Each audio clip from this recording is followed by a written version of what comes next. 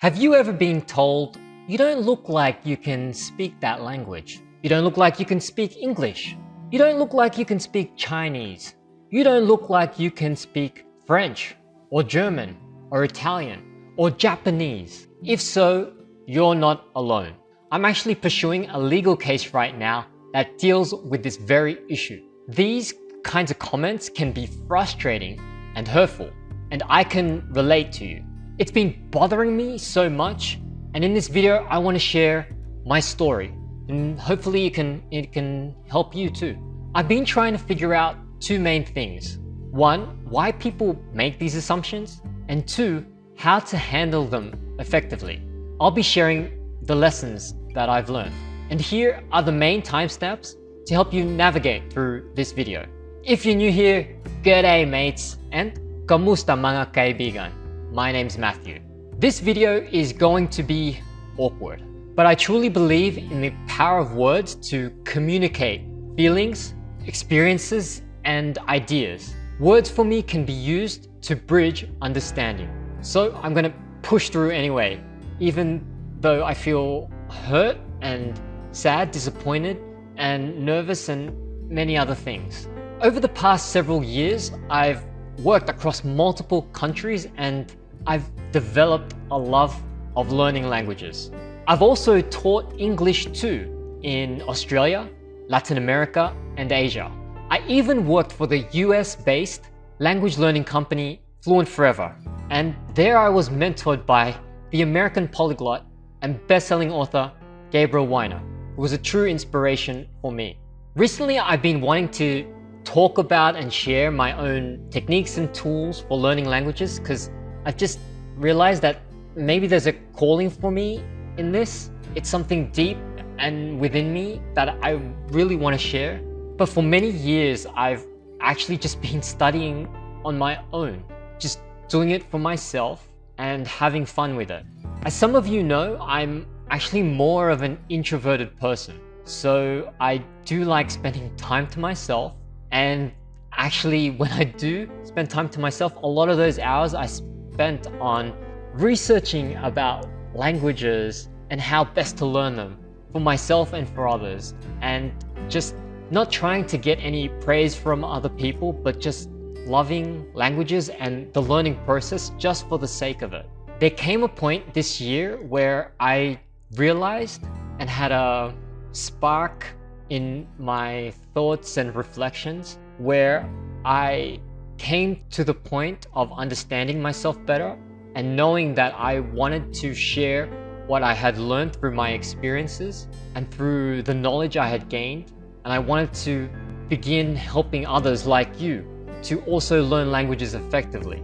I wanted to give more value to the world and be a better person through this. Because for me, languages and learning them really give me meaning in my life. The problem is that starting a YouTube channel and putting myself out there and making videos like this is not an easy task. So one day, as I thought about wanting to share my knowledge with people like you and the language learning community, I had this idea.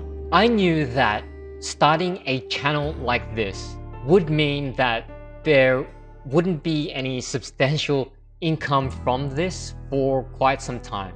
That if I did something like this, it would bring on a lot of risk.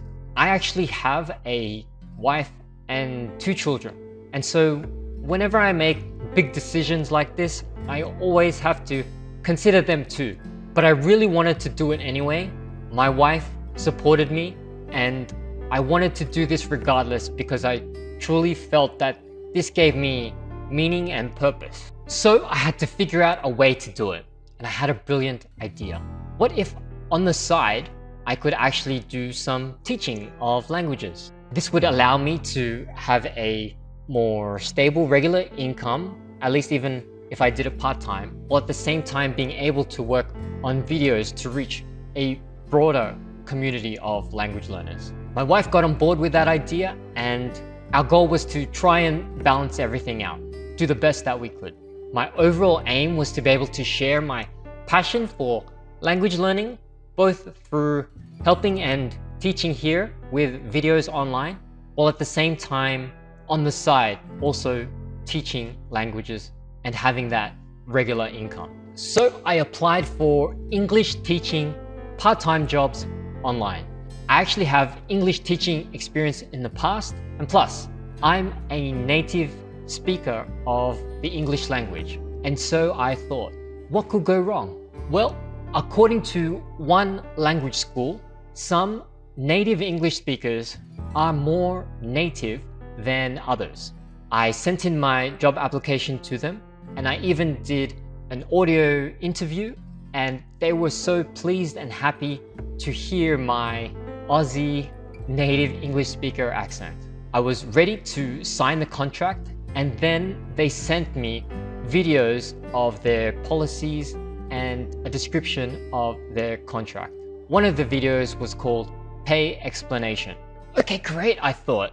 I listened intently to this video and I wanted to see how much pay they would offer because I wanted to be able to support my dreams and support my family, and I wondered how this job could help fulfill that. I have a transcript of the video here, and I actually downloaded a copy of that YouTube video, which they've now taken down, but they still have another YouTube video out there that talks about the contract as well as the same pay explanation details. The pay explanation video starts off by saying this: "Hello teachers, this is the video explaining how we pay you.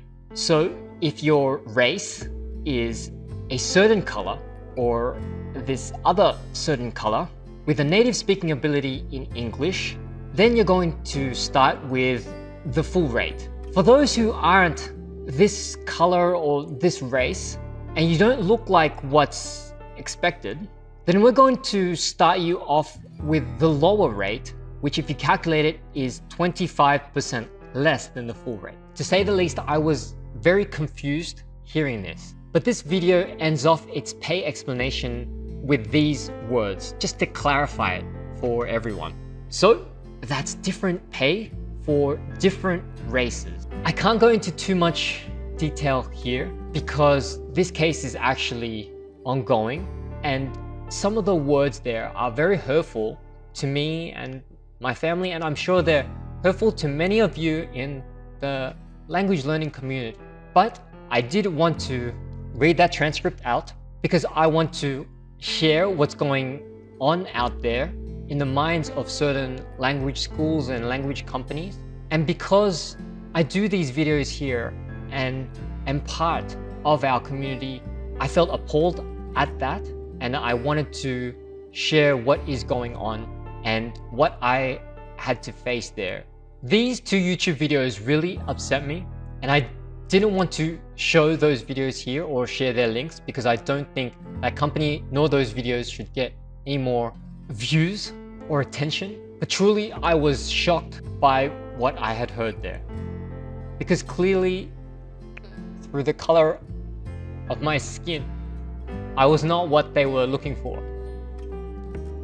Even though I know I am a native English speaker, and even though I love languages so much, and I wanted to share my passion with the students, this type of thing just disgusted me.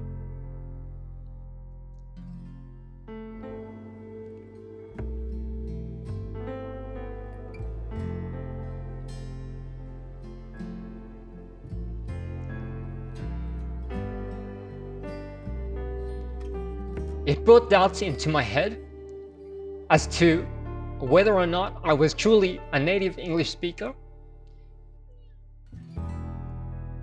It brought doubts in my head if truly I was a good teacher.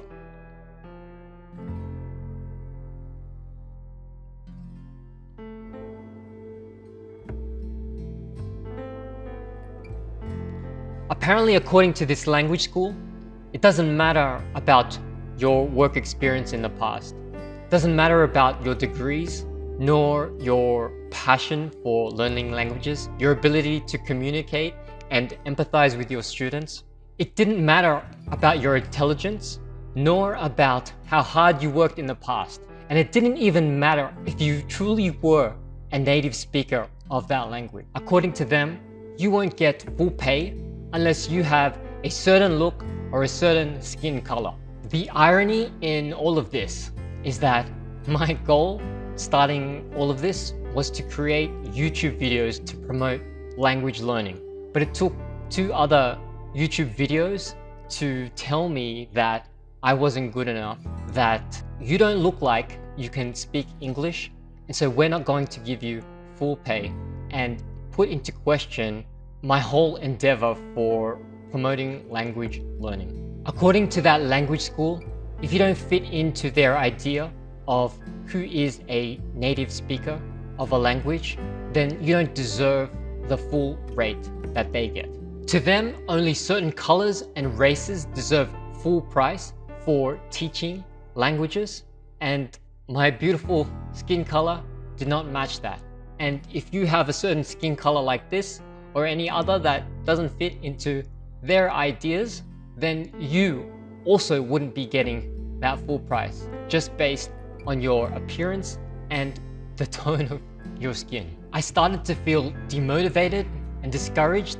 I started to question whether people would value what I had to say. I can't change my color, nor my race. This is who I am.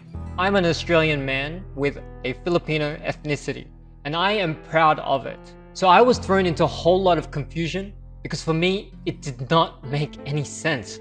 And I wanted to prove them wrong. But in order to do that, I had to first understand what in the world was going on here. Why were they making these assumptions, which I know in my heart are just not right? After a few days, once I had calmed down, I then made it my task to try and understand why in the world would they have this policy and what drives people to make these assumptions and comments that can be so hurtful. And I think this is really helpful because if you're learning a language, you might have faced something similar to this. Maybe it's not as serious, maybe it is even more serious, but I want to talk about it. It's a delicate subject, but I think it's important to talk about here. I've broken down the 4 key reasons that I think people may have these kinds of ideas. Firstly, stereotypes. It's a fact of life that many people have ingrained notions of who should speak a certain language. These stereotypes are often based on race or nationality or appearance, and there's a thought that only certain appearances or races can speak a certain language well. And of course, the very interesting thing about me, Matthew Alberto, is that I do not fit a stereotype of an Australian native English-speaking man. You'd probably think of Hugh Jackman as Wolverine or Chris Hemsworth as Thor. Maybe you've got the idea of Steve Irwin or the Crocodile Hunter as your idea of an Australian man. Well, I don't fit that stereotype and I never will. And I accept that. A second reason I think that people and even certain companies might have these assumptions is just due to a lack of exposure. There are people who just haven't been exposed enough to a diverse range of language speakers, so they can find it surprising when someone just defies their expectations. And of course, when you have someone like me saying, "G'day, mates," it can be very surprising, right? Thirdly, maybe it's just pure ignorance. Sometimes the comments might just come from ignorance. People may not be educated about the world around them and the different peoples and cultures and races and ethnicities. So it might just come from a lack of knowledge rather than malice or evil intent. They might just be uninformed about the diversity of language learners. And I guess that's really why, after many years of just studying on my own, I then decided this year I wanted to put myself out there because I knew that I am a unique type of person. And even though I'm different, some of you might actually relate to that and might find that more down to earth and can connect better. And I just wanted to bring a different point of view to things. When it comes to those first 3 reasons, sometimes the comments like, "You don't look like you can speak that language," the comments can sometimes just be innocent or naive or slightly ignorant or uninformed, and sometimes it's just annoying, but doesn't really hurt me, and I guess I can just shrug it off and brush it off. And I guess at first when I was young, it used to hurt, but I'm okay with some of those comments now. For example, when I go to different countries around the world and people ask me, where do you come from? And I say, Australia. And then some people do comment, oh, you don't look Australian. Where are you really from? When I was a lot younger, I would get offended by that, but nowadays I accept and I appreciate the richness of diversity in Australia and around the world. And I'm proud to say, my parents were from the Philippines and my ancestors too, and I do have that ethnicity about me. And that makes me interesting, and that's where I'm from. I'm from Australia, but I have those Filipino roots. So sometimes those comments are fine and tolerable, but when it comes to an institution or a company or a government making those kinds of comments or policies or even laws, then I think it can be very damaging. And in this case, with those YouTube videos promoting those kinds of company policies about language teaching, I just feel like it's making an assumption about my economic value and even my value as a person simply based on my appearance and just my skin color, which for me, when it comes to language teaching, is probably not the right yardstick or measure to be using for that.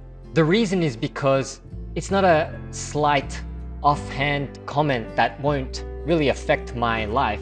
I guess this kind of company policy or pay expectation actually does have a negative effect on mine and maybe your ability to actually pursue my dreams and put food on the table for my family. A fourth kind of reason why people or organizations might make these kinds of assumptions and comments is because of market demand. Now, this argument was actually put forward to me because after that incident, I actually went out and asked certain people in the community and other language teachers, and some of them came back to me and actually said, it might just be a matter of what's expected out there in the market, and that the market will sort itself out in the end. Don't worry about it. This market demand reason can be broken down into two further sub-arguments. Firstly, in regards to the economic value of your appearance. One person actually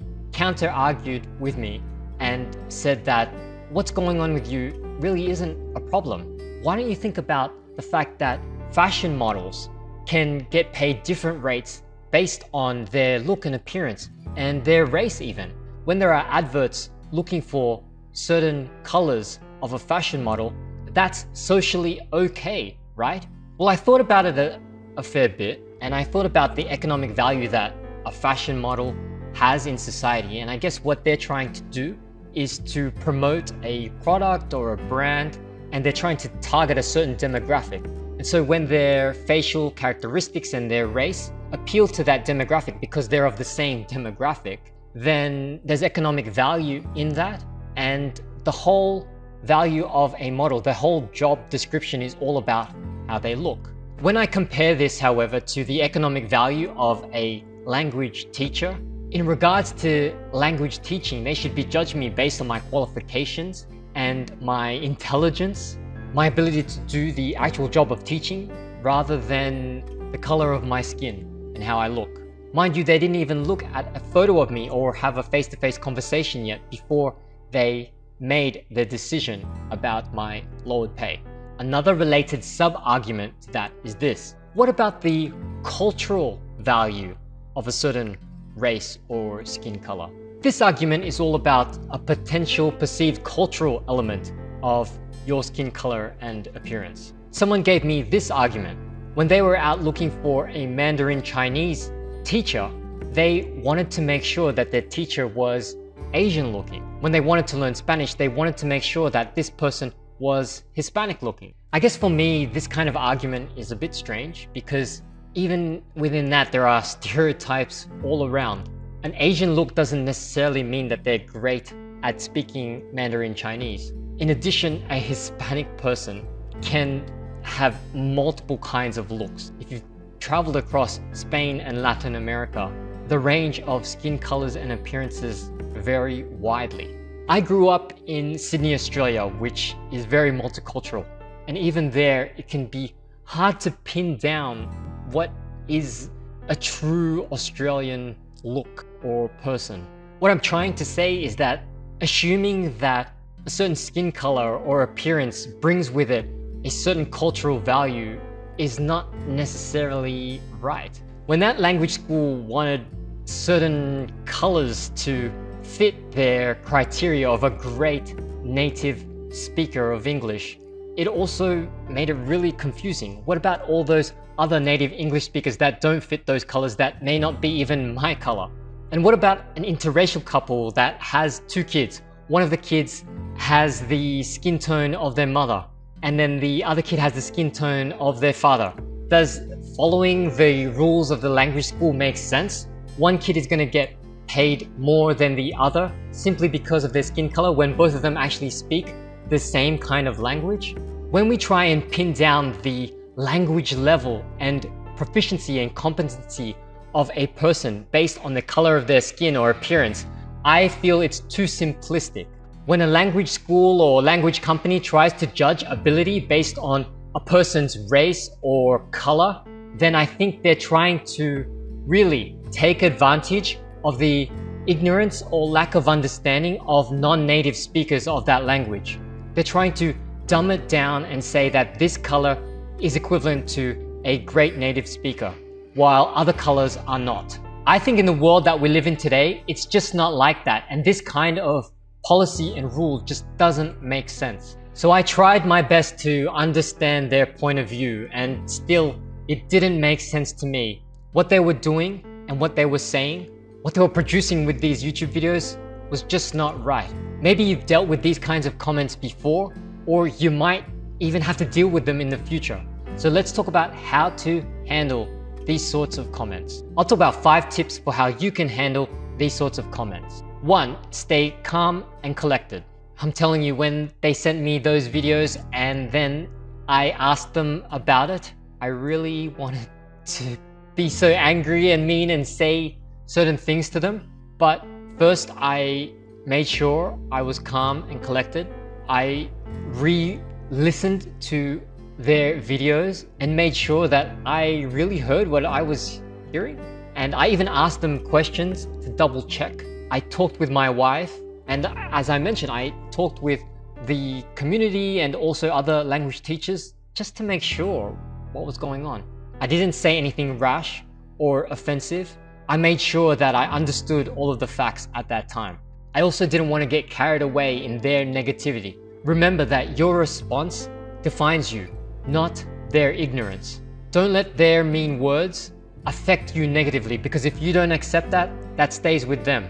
Keep calm and have a clear head, because you don't want to make the situation any worse than it already is. Plus, you want to make sure that your next action will be based on clearer thinking. 2, know your worth. Remember that your ability to speak another language is a valuable skill. I truly believe that.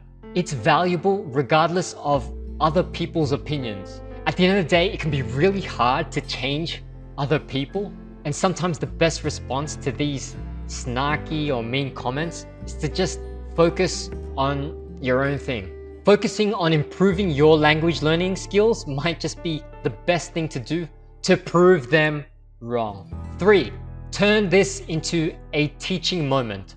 Depending on your situation and how you feel regarding engaging the other person or organization, then this might be an opportunity to help them grow too.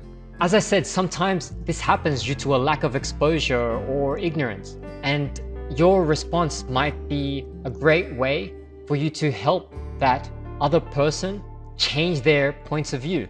You might say something as simple as, did you know that many people speak multiple languages around the world, and it's more common than you think, and language really isn't tied to their appearance. Another more casual approach might be, hey, life is full of surprises, and I'm just one of those surprises. You didn't expect it, but I actually am a native speaker of that language. And plus, if it's the right kind of situation, you might even use some humor. If they say to you, "You don't look like you can speak that language," well, you can come back and say, "Hey, I didn't know languages had a dress code. Guess I'm wearing the wrong dress." But getting serious now, this really might be a great way to be a teaching moment, because in this case, I was wanting to be a language teacher. And I guess when it comes to teaching and languages, it's not only teaching about the content of a language, the words and the grammar and the vocab. I guess it's also teaching people to be better versions of themselves. And if this new idea of teaching them that languages can be spoken by different sorts of ethnicities and colors, then that might actually be a great teaching moment for them and also for you. 4. Share your story. When you get negative comments like that about the languages that you speak, it can be frustrating and hurtful, and a lot of emotions can bottle up inside of you. And sometimes that other person or organization doesn't want to listen. But still, languages are all about communication. Communication of ideas, but also of feelings and stories. And I do believe in the power of sharing your story. And I guess that's also why I'm sharing my story here now.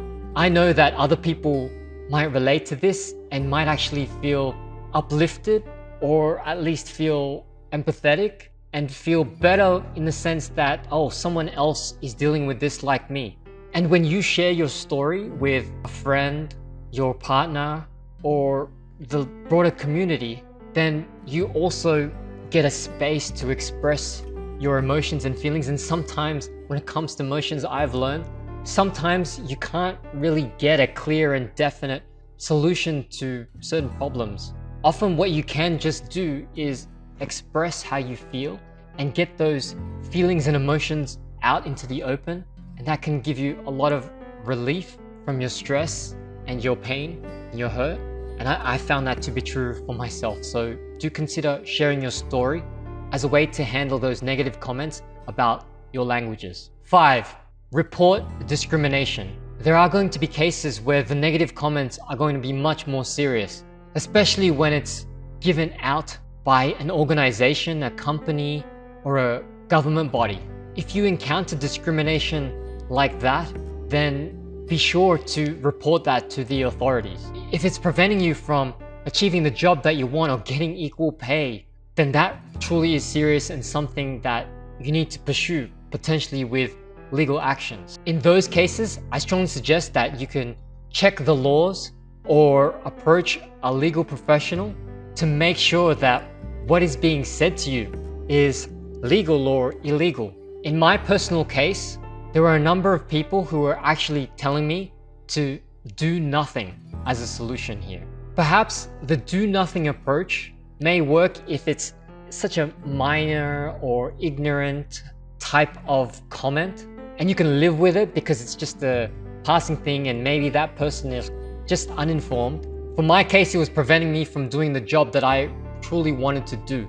So that's why I wanted to pursue legal action. Others were arguing that it can take a lot of time to file a legal complaint and it might be more of a hassle, and you're better off just finding a better job at a company or language school that respects and appreciates you. I really debated with myself as to whether I should just keep my head down, I should shut up, and I should just go find another job.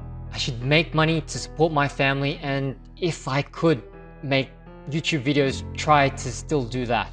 But for me, the do nothing approach in this instance just couldn't work. I felt too uncomfortable and I felt disgusted by that YouTube video and that company policy that I felt compelled to create a legal case for this. I knew that I couldn't face up to you and the language learning community.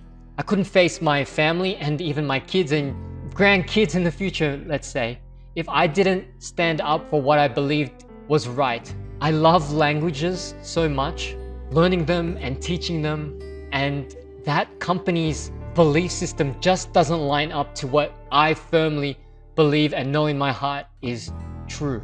I strongly believe that we should strive for a language learning environment where diversity is celebrated and every language learner is respected. I believe in the words that were originally said by Martin Luther King when he had a dream of a world where people would be judged not by the color of their skin, but by the content of their character. The policies of that language school do not line up with my beliefs, and I hope they do not line up with yours.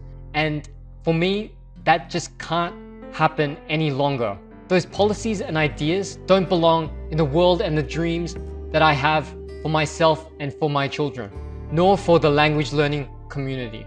In my point of view, the whole purpose of language learning is so that we can communicate with each other across different countries and peoples, races, colors, and cultures. So naturally, when you speak another language, you're going to end up talking to other people that don't look and act like you do. Everyone is unique. One core reason that I love language learning so much is because I know my uniqueness, and that me as a person, I'm a true expression of diversity and multiculturalism. I thought the language learning was for me because there I would be appreciated for my contribution, regardless of how I look or my skin color. That's the kind of community that I want to build and be a part of.